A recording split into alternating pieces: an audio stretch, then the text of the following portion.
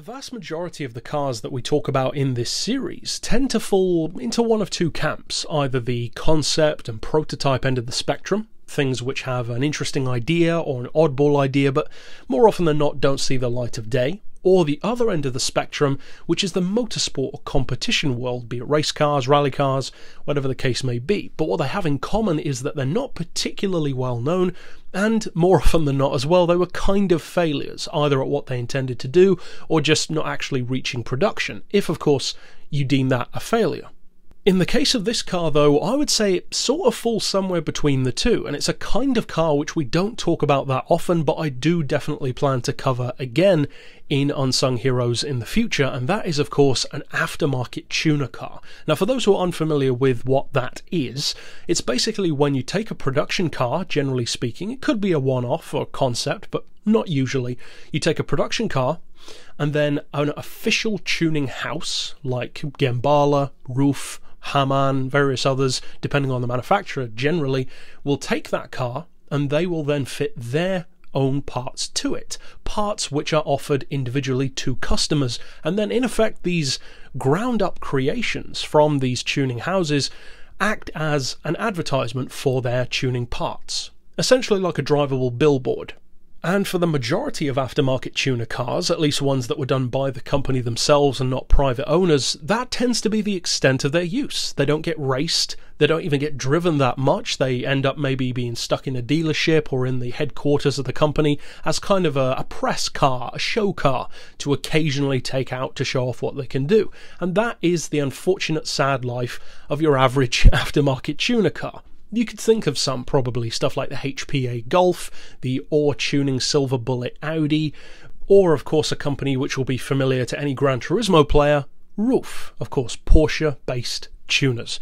Now this car is a bit different, because yes, it is an advert for the company, for sure, but it's more so proving what the company can do, rather than just what they can sell. And of course you could say that about any car like this, but very few of them actually go over the top in terms of what they can do in the way that this one does. Because what this company did, MTM Tuning, which incidentally is a fairly large tuning company, they've got over 90 distributors around the world, they base most of their tech around the VAG group, Volkswagens, Bentleys, Skodas, Audis, and that's a pretty cool and pretty smart choice, because they're very popular, they're very tunable, and a lot of companies go for that kind of thing. However, what they did with this one, which is called the Bimoto TT, or Bimoto TT, technically speaking, was quite clever, because it's not just showing what they sell, it's showing what you can do, potentially, if you really make use of their parts. And essentially just like what Roof did, for instance, when they built the CTR3, their ground up, but still in some ways Porsche-based supercar, that's kind of what they did here. They made an MTM supercar, based on, of course, the Audi TT Quattro. Now, the TT Quattro is far from being a supercar, especially the first generation. There was no RS version, and the top of the tree, contrary to what some people might think, is of course not the 3.2 litre. That is powerful, and it is a good one, but the actual top of the first generation tree is called the TT Quattro Sport, which was of course available in Test Drive Unlimited. It's the Audi with the black roof, even though it's not a convertible. Very distinct, very easy to recognise them.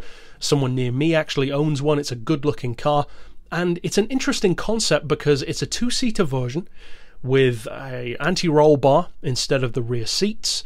It has multi-spoke, like 18-inch rims, that kind of thing, the lip spoiler and the body kit of the 3.2, but it's actually powered by the 1.8 turbo engine instead. So it's a little bit lighter, but it still has the same kind of power as the 3.2. And they're pretty quick, and they're pretty rare.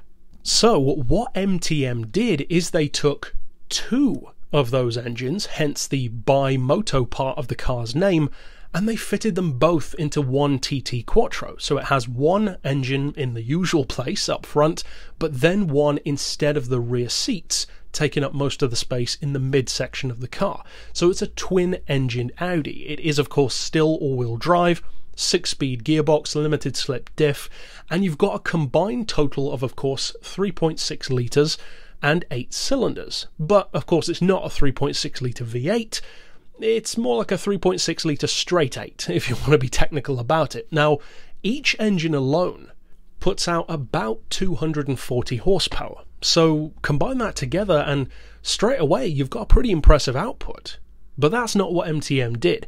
They tuned up each individual engine on its own and then increased the output significantly. Now the car was retuned and respecced a number of times, even visually speaking. As far as I can tell, it seems to be the same primary model that you can find in a number of different styles and liveries on Google that the company themselves retuned and restyled over the years. Now the car is often seen in yellow, and the one which isn't yellow on Google tends to be kind of a silver and green, which, as I said, I believe is the same car in a later form. But it's fast. It's really fast, in fact. Now, with two engines, you would assume it would be. But of course, you need to know the power. What kind of power, what kind of performance can you expect?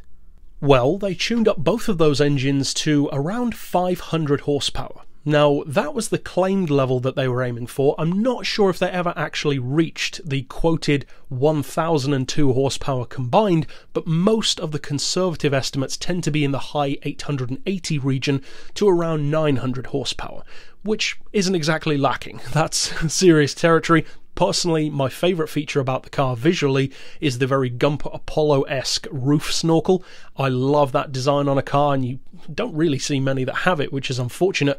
But in terms of performance, this car, which incidentally weighs about 1,560 kilos, so about a ton and a half, 1.6 tons-ish, which is not too bad for a car with two engines, it can hit 60 in just over 3 seconds, and it can hit 125 miles per hour in bang on 10. It can hit 190 in about 23 seconds. Now, a Veyron can hit 200 in 24. That's not far off. So you've essentially got an Audi with around 800 to 900 horsepower that's not far off the performance of a Veyron. That's pretty cool.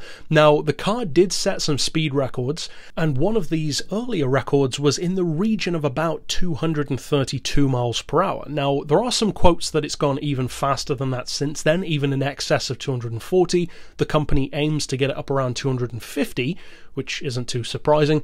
Now, I couldn't find whether or not they actually have achieved that yet, but it's certainly capable of it. It's already doing over 230, the acceleration is very impressive, and even if it can't actually hit 250, which I genuinely believe it probably could, it's not exactly lacking. It's a true Audi TT based supercar. Now, according to the company themselves, the car does suffer from a fair bit of oversteer, which kind of surprises me. I would have thought it would have been understeer, given how much grip you've got with an engine in the front and the back, driving all four wheels. Oversteer wouldn't usually be the problem, unless of course that was a misquote.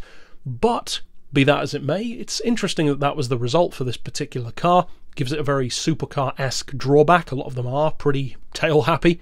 And in terms of what this car is capable of, it's certainly a great advert for the company's parts themselves. Now, of course, the average Joe isn't going to go and buy a TT Quattro and make it this quick, because it's about much more than just bolting on a couple of parts. But MTM did actually say that they were strongly considering making a run of about 10 of them available to actually purchase for somewhere in the region of 450,000 euros apiece. Now, the development cost of the car, the initial car, was about 600,000 euros, but of course you could offset that over the course of 10 of them because it wouldn't be as expensive potentially to do it again. But as far as I can tell, it wouldn't appear that they've actually done that. From what I can see from the videos that are available of the car, it would appear that there's probably just still that one model. They may have sold some that I'm not aware of, but I don't think they actually did. Either way though, it's a pretty cool aftermarket car, I have to say. It's definitely one of the fastest aftermarket tuner cars in the world, and I like the fact that it's not just fast. It's different, it's interesting as well. It brings something alternative to the table. The concept of having two independent engines, at least physically speaking, is cool, and I kind of wish that more companies would do that, although of course the complexities of doing something like that are fairly obvious to avoid in most cases. However, it's a very cool aftermarket tuner car, genuinely has a supercar appearance and most definitely supercar performance. In fact, it's not just the looks which remind me of a Gumper Apollo, the performance is similar as well. So overall, very cool tuner car. and one which definitely deserves to be talked about more because it is super obscure, and as I mentioned earlier on in the video, I do definitely plan to cover other aftermarket cars, kind of like this one, similar performance, similar kind of obscurity, in the future as well. But that's it for this pick. Of course, if you want to see more crazy cars, you can click through here at the end to see the previous episodes, and for now, as always, thanks for watching.